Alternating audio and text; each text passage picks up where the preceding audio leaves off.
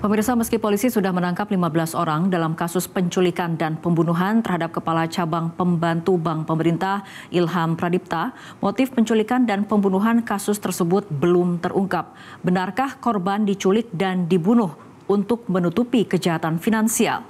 Berikut ulasannya dalam Top Review. Tunggu apa lagi bersama Kata Oma.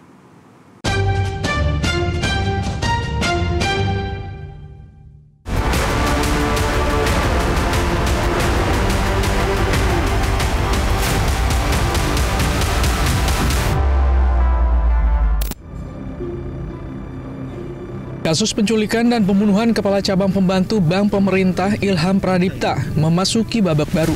Minggu 24 Agustus 2025, Polda Metro Jaya menangkap C alias Ken, satu dari 4 aktor penculikan dan pembunuhan. Ken diringkus polisi di rumahnya di kawasan Pantai Indah Kapuk 2 tanpa perlawanan. Dalam kasus ini, polisi sedikitnya sudah menangkap 15 orang. 9 orang dibekuk Subdirektorat Kejahatan dan Kekerasan atau Jatanras Direktorat Reserse Kriminal Polda Metro Jaya. Sedangkan 6 lainnya diringkus Subditresmob Ditreskrimum Polda Metro Jaya. Mereka dibagi dalam 4 klaster, yakni aktor intelektual, penculik, penganiaya korban hingga tewas, dan pembuang jasad. Ken sendiri masuk dalam klaster aktor intelektual bersama Dwi Hartono, YJ, dan AA. Sedangkan AR, RS, RAH, dan RW yang telah ditangkap lebih dulu di kawasan Jakarta Pusat, serta Bandara Komodo Labuan Bajo, Nusa Tenggara Timur berperan sebagai eksekutor penculikan. Sebelumnya Ilham Pradipta sendiri ditemukan tewas di area persawahan Kampung Karangsambung, Desa Nagasari, Kabupaten Bekasi, Jawa Barat pada Kamis 21 Agustus 2025. Jasad korban pertama kali ditemukan salah satu warga dengan kondisi tangan dan kaki terikat serta mata terlilit lakban. Belakangan diketahui, Ilham sempat diculik dari supermarket di kawasan Pasar Rebo, Jakarta Timur sebelum jasadnya dibuang di area persawahan. 15 orang yang diamankan. 15 orang yang diamankan, ya. 6 orang diantaranya itu diamankan oleh rekan-rekan dari Subditresmob. Kemudian 9 orang lainnya itu yang mengamankan adalah Subdit Jatanras. Jadi mohon waktu terhadap 15 orang ini masih terus dilakukan pendalaman. Pemeriksaan itu dilakukan secara hati-hati, mendalam, menunjukkan barang bukti, mencocokkan setelah orang yang diamankan si A misalkan dicocokkan dengan keterangannya B, dicocokkan dengan keterangan C, dan lain sebagainya. Sehingga ini membutuhkan waktu, kami harus hati-hati, kami harus berdasarkan SOP, kami juga harus proporsional. Ya.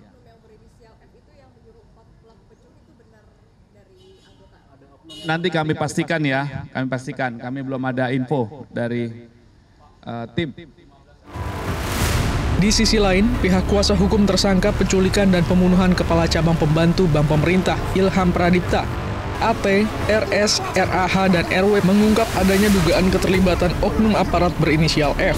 Para tersangka pun meminta perlindungan dari Panglima TNI Jenderal Agus Subianto dan Kapolri Jenderal Listio Sigit Prabowo.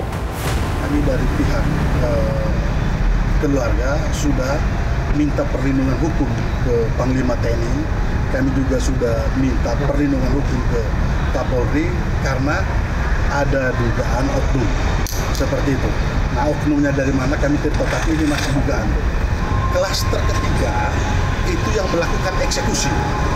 Eksekusi dalam hal ini dari data penemuan kami di lapangan ada dugaan oknum seperti itu. Saat ini, para pelaku kasus penculikan dan pembunuhan terhadap Kepala Cabang Pembantu Bank Pemerintah Ilham Pradipta sudah ditahan. Namun motif penculikan dan pembunuhan terhadap korban masih menjadi tanda tanya. Kriminolog Hanifah Hasna menilai penculikan dan pembunuhan terhadap korban merupakan kejahatan yang terorganisir, namun awalnya tujuannya bukan untuk membunuh. Hanifah Hasna pun menduga ada 3 motif penculikan dan pembunuhan terhadap Kepala Cabang Pembantu Bank Pemerintah Ilham Pradipta. Pertama, terkait kejahatan finansial guna menutup kasus perbankan. Kedua, korban menolak praktik kotor. Dan terakhir, kemungkinan kepentingan jaringan. Oke, baik, bisa jadi ini by design atau by eskalasi atau yang terakhir by accident. By design itu kelihatan dari banyaknya orang yang terlibat. Berarti ini kan sudah direncanakan, bukan kejahatan impulsif. Nah, melibatkan banyak orang. Lalu karena dilihat dari bagaimana cara mereka melumpuhkan atau menguasai korban itu dengan pukulan-pukulan tertentu. Bisa jadi karena atau menginginkan korban itu memberikan persetujuan atau hal-hal lain terkait dengan permasalahan mereka.